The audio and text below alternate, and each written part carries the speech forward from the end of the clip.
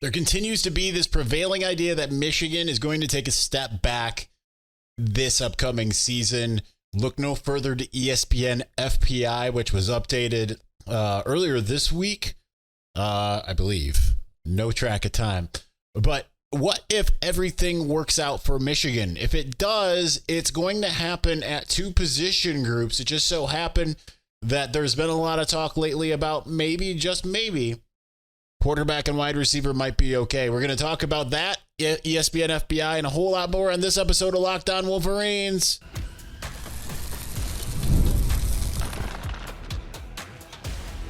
You are Locked On Wolverines, your daily podcast on the Michigan Wolverines, part of the Locked On Podcast Network, your team every day. Happy Wednesday. We are back and doing it. Locked On Wolverines podcast, part of the Locked On Podcast Network, where it's your team every day. Officially down to 3 a week. We're going to try to usually do more, but this week it will be 3. I'm your man on the ground, Isaiah Hole, publisher of Wolverines Wire through USA Today Sports Media Group, and I was on the ground last week at the SMSB camp, as well as at least at the outset of the Will Johnson Youth Camp, which is where we learned that the field allergy still very much exists. But nonetheless, kind of a lot happened on that day, and we're going to kind of go back to some of it because Ron Bellamy today spoke to John Jansen on the In the Trenches podcast to talk about the wide receiver core, and I had a one-on-one with Samaj Morgan last week, and there's this sentiment coming from Samaj, which because I asked him about what he told On 3 at his camp, which was like, you guys don't know how good we are because you aren't there in Schembechler Hall. You have Ron Bellamy saying that Samaj is like a mini Steve Smith. All of these guys that we hear about, it's they can do it. We just haven't seen it because the two guys that were ahead of them, like there was no I had a conversation with someone behind the scenes. And they were talking about how we really just didn't really dig into the bag with some of these other guys because we generally didn't need to, because we had two veterans that knew everything. Everything was thrown at them, right? In Cornelius and Roman. They knew every route tree, every play, and they were able to just continuously have things. And the good news, from what I was told again by someone behind the scenes, is that because the younger players are accustomed to having everything thrown at them in ways that does not happen at other programs, they have no idea that isn't how it works at other programs. And that kind of, you mix that in with kind of what we talked about last week when I talked about my interview with Taz Williams, and when he was talking about being kind of like Roman Wilson and being put into several different positions.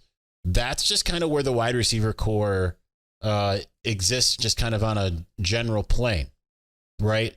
You've got all these guys that know how to do everything across all the positions. Now, they're not going to put every player in every position, right? Tyler Morris is more of an inside guy. Samaj Morgan, they might move around here and there. But the fact is they're looking at different aspects, right? They're trying to put these players in the best position. And maybe, even though that is still currently, right, because it is the most unproven group on the team, that's still the position group that I look at and say, I have the most questions about wide receiver. Now, quarterback is equally important. We'll get to that in a moment. But just because I have the most questions doesn't mean that it can't rise up, right? A couple of years ago, I remember having the most questions about the offensive line, and it ended up being great. 2021. Going into that year, I think the offensive line was among the worst of the groups for me. There have been times where I've said the defensive backs or the linebackers, and it just seems like a lot of these times that I feel like I don't know what this is going to be. I have a lot of questions. It rises up the ranks. It has the potential as a room to be really, really good. And certainly Samaj is a big part of that. Amarian Walker, who we finally got full-on confirmation will be playing wide receiver, right? Because that was the talk when he first transferred back. He'd be playing wide receiver, and then it kind of became, well, he might play both sides of the ball. Definitively, Jerome Moore says he was brought back as a wide receiver. Amarian was a little bit more wishy-washy, but when the head coach says it, then that's what's probably going to happen. So that room feels a lot better with the transfers, with him and with CJ Charleston coming in and kind of what they bring to the table. Ron Bellamy mentioned like having a veteran presence in a guy like Charleston is something that should really bolster the room. But I feel a lot better about it than I did before. And then certainly when you talk to these guys and they're just oozing bravado, right? They're not just sitting there just being like, well, you know, we got to figure out, we got to take a step forward. You know, we've left some big shoes. That happens. I know that you're probably sitting there thinking like, well, what do you expect them to say? Well, no, that happened. Where it's like, well, we've got some big shoes to fill. We just hope that we can find the right combinations and we can do this and this and this. No, the wide receiver room is like, y'all have no idea how good we are. True, we don't, but we'll see. Quarterback is the other place, and I think a lot of people, and I saw that my video was being shared on the Fort on the Wolverine.com from Alex Orji. He just perfect mindset for what this room needs right now, right? Like he is all about like, I want to help the team win, whatever that means. And like, he's like, you know, if that means not being the starter, I'm still going to do whatever I can to help the team win. As he said, quote, I committed to the University of Michigan not to be the starting quarterback. That is the perfect mindset for someone to have in his position. And maybe he is the starting quarterback. Maybe it's Jack Tuttle. Maybe it's Davis Warren. They've got a lot of time to improve, to get kind of the camaraderie going with the wide receiver group, that just getting timing and all of that stuff down. That's all extremely important. But when you have a guy that's out there that says that, and then on top of it, he says, accuracy is how you win your job, right? Considering that the biggest knock on Alex Orji has been he misses some of the routine stuff. So you know that that's what he's working on, and players can get better. I know a lot of people that they sit there and they're like, well, we've seen what that is. It's not good. Listen, there have been so many times that I have been wrong with that mindset. I think of Stevie Brown. I think of Jeremy Gallen and guys who vastly improved. By the time they left Michigan, they were a household name, whereas that was not necessarily the case early on in their careers, right? So sometimes you see the flashes early and you just kind of like want to build on it. Cornelius Johnson, Mike Hart, and, you know, very different players, of course, but I mean, you see the flashes early and you're like, okay, I expect greatness at all times. So if behind the scenes, Alex Orji struggled with accuracy, he's aware that the biggest thing, he said, all that extracurricular stuff, the running around, the dual threat stuff, all of that stuff pales in comparison to accuracy. And accuracy is the absolute most important thing that you can do. So head is in the absolute right place with those two position groups, at least as far as having talked to Samaj, having talked to Omarion Walker, having talked to Alex Orji. We'll see as it continues on. But and you know what? It's not all on the wide receivers. Obviously, you've got Colston Loveland, Marlon Klein, and some others that should also play a pretty obviously huge role in the passing offense. But very exciting. Now, one outlet does not think things are very exciting for Michigan per se, and that is ESPN. The FPI is finally out as of Monday morning, Sunday morning? I don't remember. It was a couple days ago. Let's talk about where Michigan sits as far as the FPI and just kind of what's around Michigan, some of the teams that Michigan plays and all of that. We're going to do that here in just a moment. But before we do, listen, there's still a lot of playoffs happening, NBA, NHL, and if you are trying to find yourself in the championship hunt, being in the building, I know I missed years ago. I didn't get to see any of those NBA Finals games when the Pistons were in them. Eastern Conference Finals against Indiana was the only time. Well, guess what? Gametime makes getting NBA Finals tickets even faster and easier. Prices on the Gametime app actually go down the closer it gets to tip-off.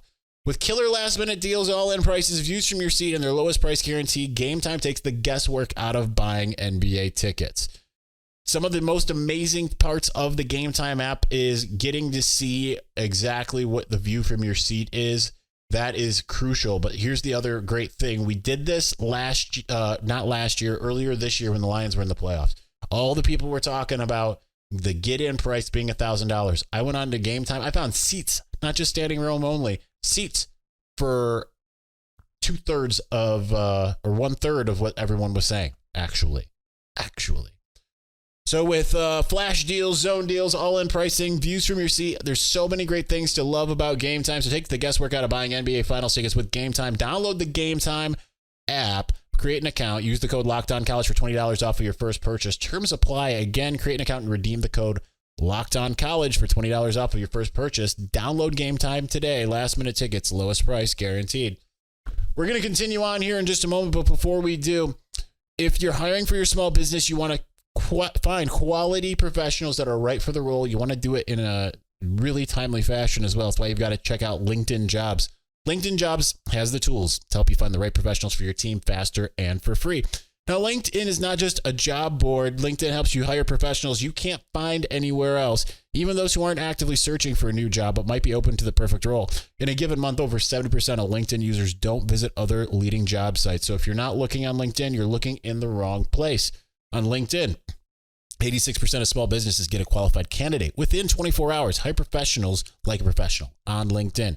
Now, LinkedIn is also constantly finding ways to help make the process easier and faster.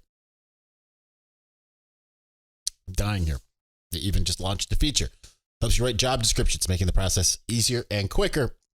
So post your job for free at linkedin.com/lockedoncollege. It's linkedin.com/lockedoncollege to post your job for free. Terms and conditions apply.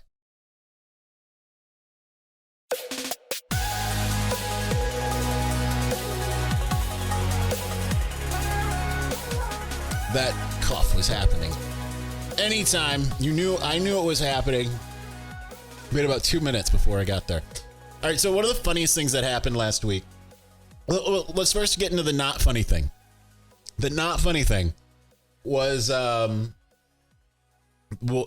fact that my field allergy continues to persist really bad. So I was at these two camps. I'm out on the field for a long time, and I was basically, it's like those weekends when I was in my 20s and had way too many beers. Bachelor party style, right? That's how I felt the next 3 days. It's bad. It's like it when I say it's what it feels like, I'm talking like 100% is what it feels like.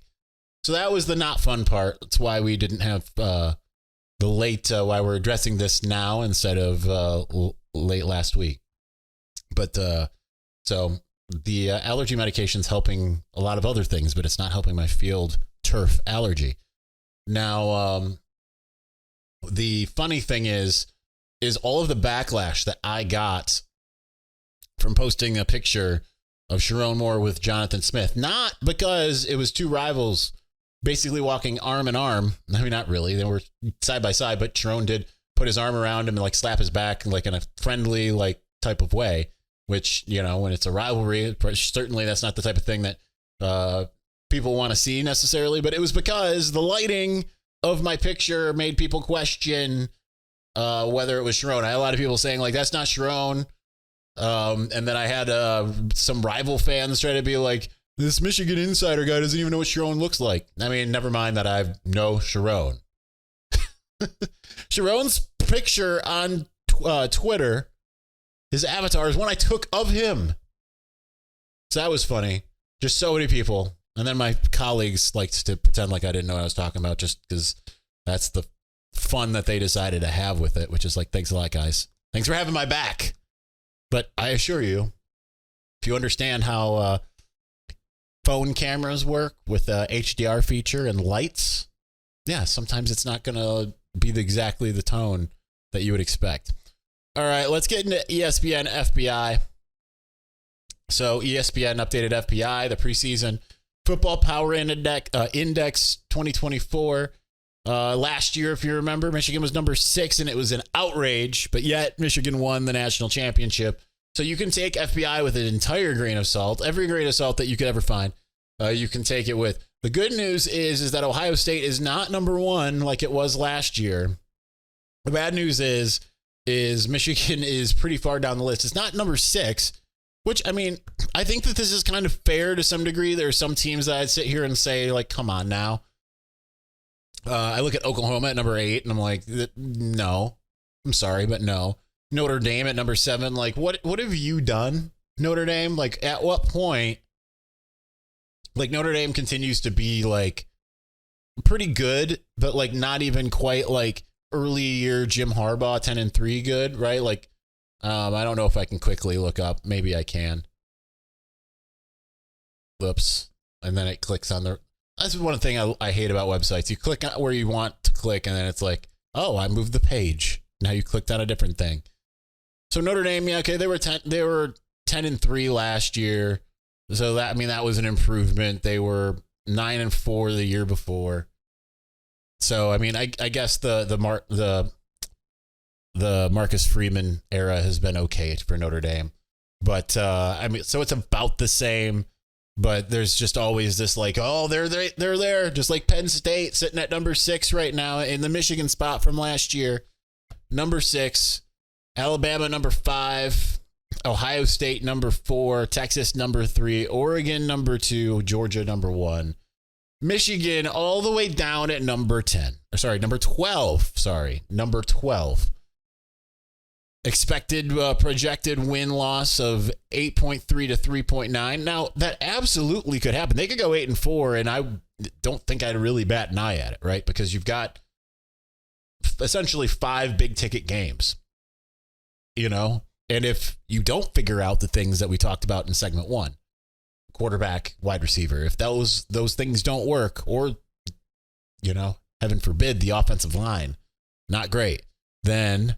Suddenly, yes, it's you know, you think that, okay, Texas, USC, Oregon, Washington, Ohio State, those are all end up being problem areas, and maybe another one of those teams kind of is up there, right? You know, a lot of the teams that they face, like they don't face Iowa, they don't face Wisconsin, they don't face Nebraska, which is kind of getting a lot of offseason hype this year. They don't face Rutgers and Maryland, right? Like the teams that Michigan does play, Indiana and Northwestern, you know, some of these teams are just not exactly in a great shape, Illinois. But nonetheless, you look and there's still 3 opponents all ranked in a row, ranked ahead of Michigan, Oregon, Texas, Ohio State. So those are all going to be, regardless of anything, difficult games to win. 2 of the 3 are at home. That helps Michigan a lot. So that's good. But what to me is kind of funny is the fact that it's, you know what? Let's talk about my big takeaway on the other side, because I have a lot more. We're just going to continue on with the FPI. But we'll get through all of the things that it has kind of set up here for us to talk about. And but right after the this next part, we'll actually get right into my big takeaway here of why I love this. We'll get to that momentarily. Before we do, it's winner take all time in the NBA and NHL, and FanDuel's giving you a shot to bring home a big win of your own. Right now, new customers get $150 in bonus bets with any winning $5 bet. So find a ringer. Any ringer you can find. Put $5 on it. Get $150 to play with. That's $150 to bet on spreads, money lines, player props, a heck of a lot more. So visit FanDuel.com/lockedon and make every playoff shot count. FanDuel, America's #1 sportsbook.